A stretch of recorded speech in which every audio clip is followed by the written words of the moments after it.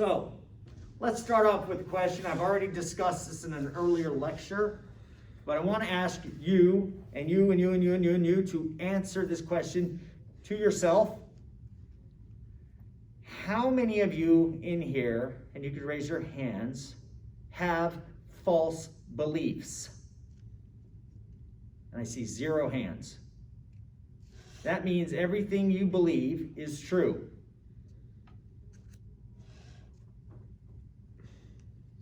Should I believe that? Let's ask you again. Is there anybody in here who has a false belief? Will you raise your hand if you have a false belief? Man, you guys are some smart people. That every single thing you believe is true. Is that true? I see you shaking your head no, so you're calling all these people liars? Call myself a liar. You're calling yourself a liar. Sounds like you're telling the truth to me, though. Are you telling me the truth? I wouldn't know that it would be false if I believed it would be. That's the point. It has to do with awareness, right? We can all say, and I hope if you're an honest person to yourself, we all have false beliefs. You have false beliefs, sir. You have false beliefs, ma'am. You, sir, ma'am. All of you. All of you have false beliefs. What is the problem with your false beliefs? You're just unaware of which beliefs are false. Because you believe them. And what is a belief? You know, we talked about sources of justification, right? We talked about what justification is for knowledge. We said knowledge is justified true belief, right? And then I talked to belief, and we're going to get back to falsehood and truth here in a minute. But here's a belief, and I need you to write this down. A belief is a psychological disposition to hold a proposition as true. A belief is a psychological disposition to hold a proposition to be true. You can say as true, or you could write it as to be true. A belief is a psychological disposition to hold a proposition to be true.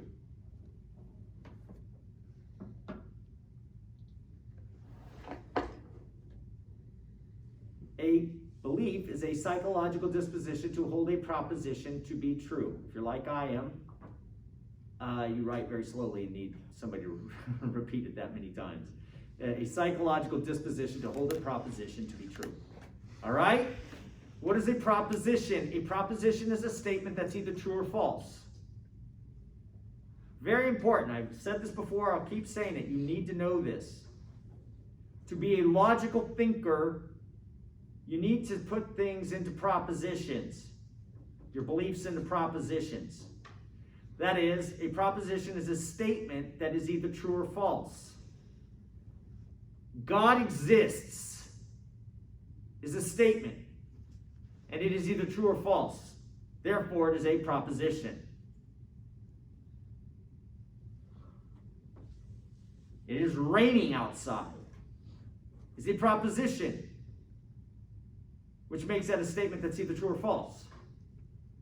Whether it's true or false has to do with certain things. Conditions. Which brings us to the second part of knowledge. Justified, true belief. We've discussed about the different sources of justification. We talked about reason. We talked about empiricism, right? The senses versus reason, rationalism versus empiricism. And now we're going to talk about truth. We define our terms. Remember that? In philosophy, we define our terms. Put things in propositions. We define our terms. What do you mean by that? When you read Socrates through Plato, what is he doing? What is justice? Right? What is piety? Define your terms. If we define our terms differently, we are talking about two different things. Did you catch that? If I am talking about the word rights, like I've got rights, and I'm talking about things that God gave me, that is the right to life, liberty, and the pursuit of happiness, and he endowed me with these things by nature, and you're saying, no, the word rights, you're thinking mean things governments give you and can take away, and that the government can give you the right to own a slave or not, perhaps. We're talking about two different things. We're talking about completely two different things. It's like you're talking about a cat and I'm talking about a dog. Okay? So we're having two different conversations. Very important to always define your terms. It's called univocal. We need to be univocal. That is, we need to have the same definition. I'd write that down. We need to have the same definition with each other. Whenever I watch the news and I see two people arguing, I'm going, you guys are talking about two different things. Talking right past each other. Talking right past each other. And why? Because they have different meanings for different terms. So we want to put things in propositions which are either true or false, and we want to define our terms. Let's get back to truth. What is truth? See, now if I asked you what knowledge is, a lot of you would have written down a bunch of things, and I bet we would have had a bunch of different definitions of knowledge, right? At the beginning of class. But as we get going, we start to narrow our definition and we start talking the same language about what knowledge is. Justified true belief. Now, some disagree with me, but when they do, I know why they disagree, and they would say knowledge is not justified true belief, it's warrant. Okay? And I'll grant that. I could listen to them and I agree with them on some points, and agree with them, yeah. The thing is, we'll be discussing it by using the same language. We'll understand what each other's talking about. Okay? So that's a big part of this. So what do we mean when we use the word truth? Now, I'm going to pick on somebody if I don't see a hand come up, because you guys use the word all the time, right? Is anybody, okay, let's go with, yeah, let's go with you. Jesus loves you, your shirt says. This I know, for the Bible tells me so. Is it true? Yeah, there's evidence. Just because there's evidence doesn't make it true. Okay? Let me ask you a quick question here. Where does it say that Jesus loves me? Bible. Where in the Bible? Are you sure it says that? It says, for God so loved the world that he gave his only begotten Son, that whoever believes in him would not perish but have. Okay, so, huh? It suggests it. So it's implicit. Mm-hmm. Okay, all right. But it's not explicit, right? No, it doesn't say specifically. It might. I'm not, as a Bible scholar, I don't have it memorized. I mean, I have a lot of stuff memorized, but I know it says God so loved the world, right? I'm part of the world. God loves me. Jesus is part of God. He's part of the Trinity, right? I think you're right. It's true. What do you mean by true? I guess that there's evidence behind it. There's evidence behind all sorts of things. In fact, if you go to court, right, and you weren't speeding, but you were charged with it, and the police officer comes up, swears an oath, and he says, so I was out there on, this date, time, at this particular place, I saw this car driving by, describes your car. Says I aimed my radar gun at this car, clicked the button, and it told me that the car was traveling at 65 miles an hour.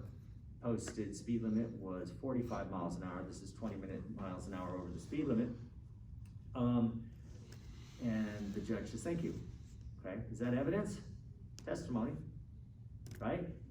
Is it true? Well, in this case, it's not true because I've just made it up, but. If for a real scenario, yes, it's true. Okay, so yeah, I mean, just because he said it? Now, there are options. He could be lying. He could be wrong. He could have pointed that gun at another car accidentally, locked onto it, correct? He could have done something else. Sometimes those machines, those radar guns, they need to be calibrated. Sometimes he may have miscalibrated it. And so So, a defense attorney would come up, and if you hire one for such a small thing, he'll come up and say, so, did you calibrate it that day? And if he says no, then you can say, well, why would you calibrate that thing? Well, to ensure accuracy. So if you didn't calibrate it, can you ensure the accuracy of that for that day? And he'd have to say, well, no. Okay. So that kind of chips away at the at how trustworthy his his source of justification is. Thus, it chips away at his testimony. Okay. I guess I'm saying the amount of evidence, but then you have to question how much is enough evidence. I was watching. Are you guys watching the impeachment right now? Oh my God! If you watch that thing, we should just kill Donald Trump. He's such an evil man. If we watch that, all this evidence pouring in about how evil he is, right? And then there'll be a defense. He's not that evil, right? Is Donald Trump that evil? See, they want us to believe something. We want to know if it's true. But the question is, what does it have to do with? See, they're trying to convince us to believe, to have the psychological disposition to hold a proposition. Donald Trump incited an insurrection, which is the attempt to overthrow a government, right? All right? They want us to believe the proposition to be true. Okay? And they're going to give us, quote, evidence. All the evidence in the world, we may have no evidence available to us, and it may be true. We may have all sorts of evidence, and it may still be false. But the question is, what does it mean to be true? Not what does it mean to have evidence? Go ahead. Could it mean something that can't be disproved? No.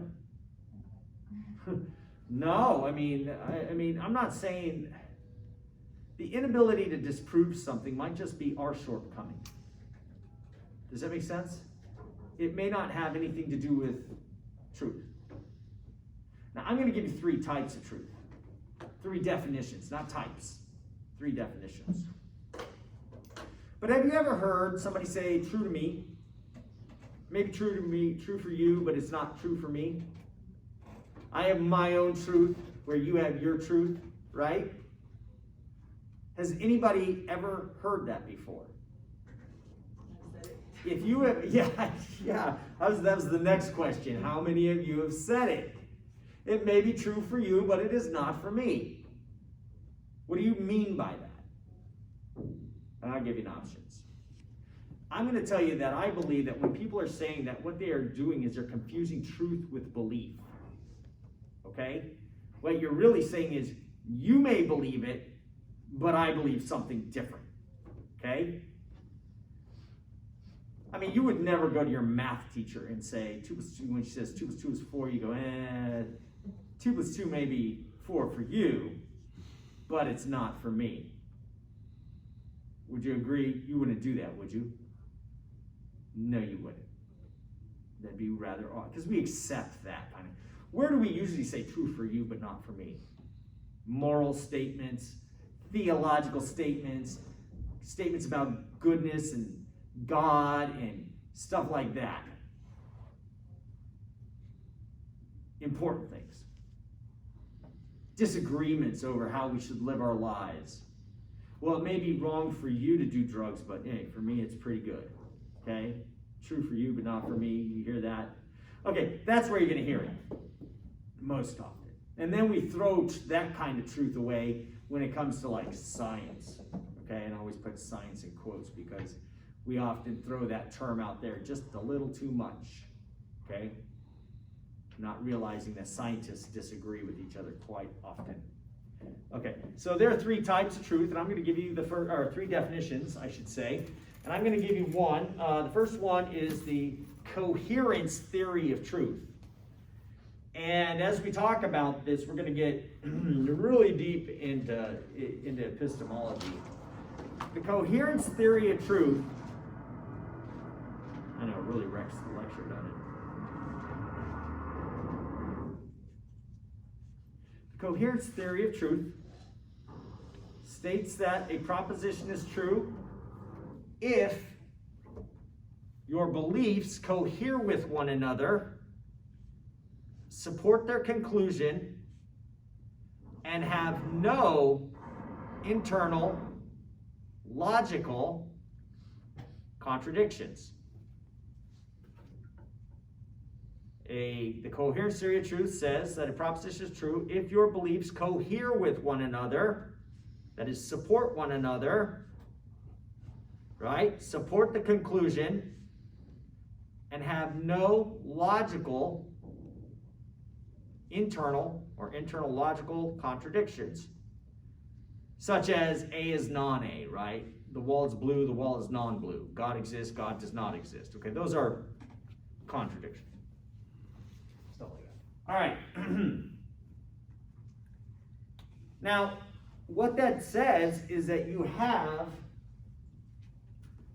a web of beliefs. Now, I'm gonna give you a term right now called a noetic structure.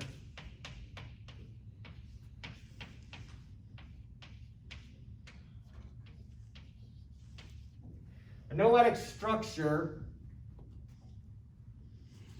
is a structure of beliefs and how they relate to one another.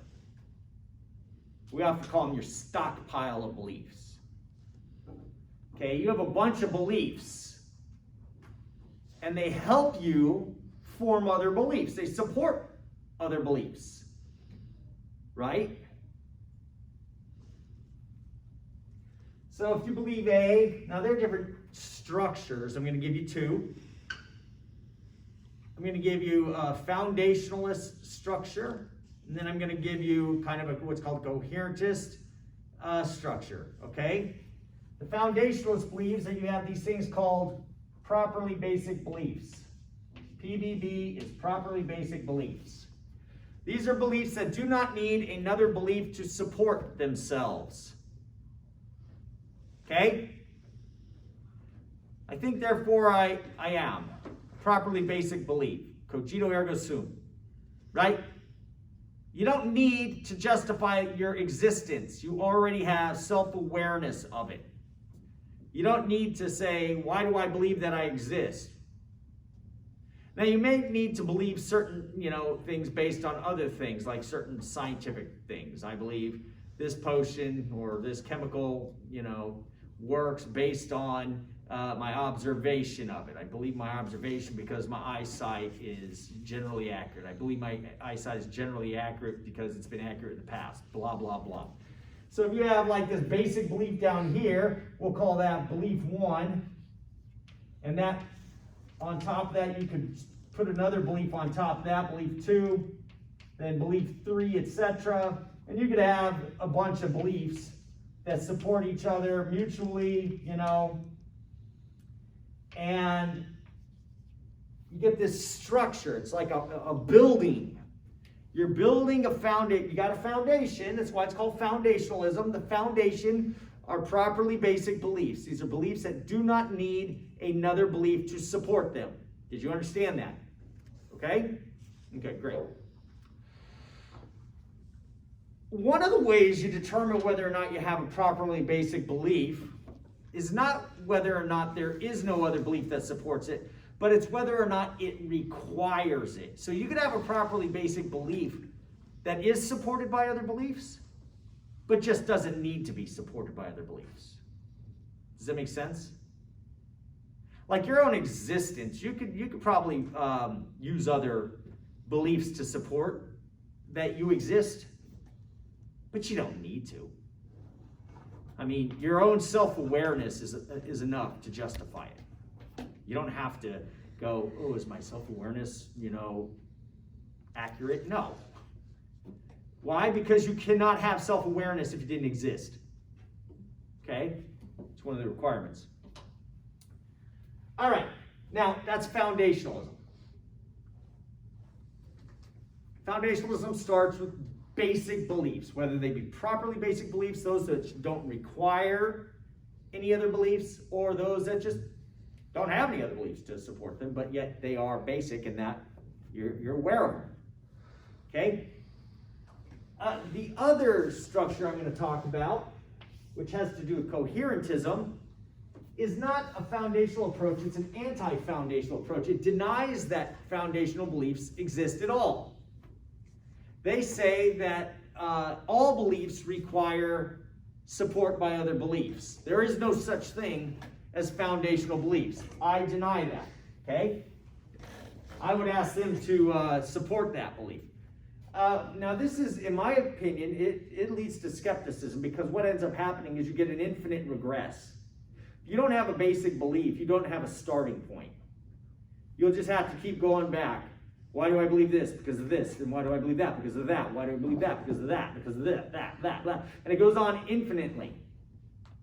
And that would be an infinite regress. The problem with that is none of us have ever done that. We would never be able to. We've never had an infinite number of thoughts and able to support this one thought. So that would say we have our beliefs are not supported by anything. Thus, they could be arbitrary, and that would lead to skepticism. What is skepticism? Skepticism is that sense of doubt you have, right? And we'll talk about certainty. You know, how much does it require to be a believer in something? I say 51%. I like what J.P. Moreland said. If you believe a proposition to be true and your level of belief is kind of low, it's about 51%, you can say you believe it. Okay? You believe it more than you disbelieve it. There are very few propositions that you have 100% certainty on, okay? Very few. But anyway, let's get back to this. Coherence just denies that there are any foundational beliefs. So what they do is they just believe there's this floating, metaphorically floating, that is, web of beliefs, this collection of beliefs that intertwine with one another. And they call it a web of beliefs. And each belief is like a strand, you know, of a web. You believe one because of two. You believe two because of three. You believe three because of four. You believe four because of five. You believe five because of six. And what? You believe one because of six, or six because of one, I mean. So what ends up happening ultimately in that, it doesn't go back viciously. It's not a vicious regress into infinity. It's infinitely circular. I believe A because of B, and B because of C, and I believe C because of A. It's like kind of pulling yourself up by your own bootstraps. Does anybody know what that term means? We live in Texas. How many of you have ever worn boots in Texas? You can tell you. Good. One person. Boots have straps, do they not? Yes. What are they for? Putting your boots on. Yeah. Okay. Now, these little boots, you just put them on, right? You pull your boots up, okay? Imagine you getting down and grabbing those boots straps and pulling yourself up off the floor. Can you do it? The answer is no, you cannot. It's physically impossible. Okay, so, but that's kind of what's going on here, some epistemic bootstrapping. It's going in a circle. I'm a prophet. You know how you can know that? Because I told you. Well, how do you know you can trust what I say? Because prophets never lie, right? Well, how do I know you're not lying? Because I'm a prophet. See how I just went in a big circle? That's kind of what's going on here. It's a little more elaborate than that. So you have all these beliefs, and they intertwine and they create webs of belief. And if they all cohere with one another and do not contradict each other, you could say it is true. All right? And that's the coherent theory of truth. Now, imagine you have believer one. Believer one, BLR, we'll call it. Believer one. And let's say we have believer two. Each one has their own web of beliefs. And let's take the proposition God exists. And this guy has his set of beliefs, this guy has his set of beliefs, and their beliefs result in God. One says God exists. The other one says this is a true statement according to their beliefs, their structure, their noetic structure. And this guy says that statement is false. They both have coherent beliefs. Neither one of they have different sets of beliefs, by the way, clearly. But their structures, one concludes that the proposition God exists is false. The other one concludes the proposition God exists is true. Okay? Now, according to coherentism, they are both correct in truth. The statement God does not exist and the statement God exists are both true. The statement God exists is true for him, and the statement God is true, the statement God does not exist is true for this person. It's true for him, but not for him. You see that? That's where you get this true for you stuff, right? Because it's based on beliefs. The coherence of beliefs. The structure of beliefs. The coherence theory of truth reduces truth to a structure of beliefs. That's why you could have differing truths. But what does that say about God? Nothing. Why? Because they are not talking about God, they are talking about their beliefs in God. See, the coherentists, their theory of truth is a statement about their belief structure, not about the subject of their beliefs. Does that make sense to you? My structure says true. My structure says false. And according to their structures, all they're saying is I believe and I have coherent beliefs, and there are no contradictions inside of those beliefs. But it doesn't say that God exists or not. So the first kind of definition of truth is a coherence theory of truth, and it is nothing more than a statement about one's noetic structure.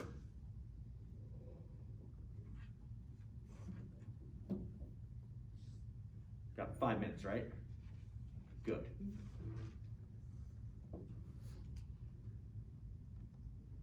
The second type of truth is the type of truth I'm going to promote. It's called the correspondence theory of truth. The correspondence theory of truth. It is called the correspondence theory of truth. And what is the correspondence theory of truth? The correspondence theory of truth says a proposition is true if and only if it corresponds to the way the world really is. The correspondence theory of truth says that a proposition is true if and only if it corresponds to the way the world really is. To the way the world really is. That it corresponds to the way the world really is. The statement God exists is true if and only if there is a God. God does not exist because you believe in him. Your belief should be the result of God's existence. Something is not true because you believe it. You should believe it because it is true. On the coherence theory of truth, it is true because you believe it. On the correspondence theory of truth, it should be believed if it is true. On the correspondence theory of truth, I could say you are wrong. I could say that is not the way the world really is. There really is a God, and he really does love you. And you could tell me you're wrong. There is no God, and he doesn't love me, because if there were a God, if there was no God, then there could be no love, right? But we can have an argument over that, over the truth, not over my collection of beliefs. My collection of beliefs should be the result of reality. We do not create reality by our beliefs. You will hear some people say that. You can. And trust me, there are plenty of those out there in philosophy, especially in moral philosophy. You create your own reality. My eye. Go believe you can fly. Let's see. Let's see how it works when you step off a building. Okay? the earth will plummet straight up towards you. The correspondence theory of truth says that proposition is true if and only if it corresponds to reality. Therefore, the proposition God exists is true because God does exist, not because I believe it. There are plenty of people who do not believe God exists, and they are wrong. There's a third type of truth, this definition of truth, and I'll try to make it brief, but if not, we'll pick it up when we get back. Okay, it's called the pragmatic theory of truth, and I'm going to give you a definition that sounds cynical, but it's not necessarily cynical. Okay, pragmatic theory of truth says if it works, it is true. If it works, it is true. Okay. The pragmatic theory of truth says if it's true, if it works, it's true. If it gets the results I want, we'll call it true. Now, there are scientific theories that we call true that may not correspond to reality, but they get the desired scientific result. Back in the old days, they could predict where the position of Mars and the stars would be. Mars does this thing, it goes in a retrograde motion. We observe it, and it looks like it's doing this. Why is it doing that? Well, because in one sense it's on one side of the sun, and on the other sense it's on the other side, and we're coming this way, right? When we're both going this way, it looks like it's going this way. Well, anyway, if we take the heliocentric model of the solar system, that is, we put Earth in the center of the sun in the center of the solar system, it explains in a simple way why it looks that way. Okay, and we believe that that's the way our solar system actually is. Okay, but before they had the sun-centered model of the solar system, they had the geocentric model of the solar system. Geo having to do with Earth, right? And so Earth was the center of the solar system, and all these planets were doing these crazy things, and we're like, but they could mathematically map it out that way very accurately, and they could determine where these planets and astral bodies would be very accurately. It worked, right? And thus they'd say it's true that Earth is the center of the solar system. Maybe not even in a sense that they're lying to themselves. It just scientifically works, thus we call it true. Okay? Now there are other ways we could do it, and you could also do it in a cynical way, call it the noble lie, in a Machiavellian sense. Get the people to believe what they want to believe so that they will do what I want them to do. We'll call it truth. That's a very cynical way to do it. That's another way we could use the pragmatic theory of truth, okay? But the pragmatic theory of truth says what? If it works, we call it true. And we will leave it at that for today. Remember, you have a quiz up online for a lecture and for the apology, okay? If you don't see the lecture, the test for the lecture yet, just let me know, because I may not have posted it, but I made it, so. All right, if there are no questions, you guys get on out of here, and if there are questions, you can ask me. Excellent. Well, I'd like to see.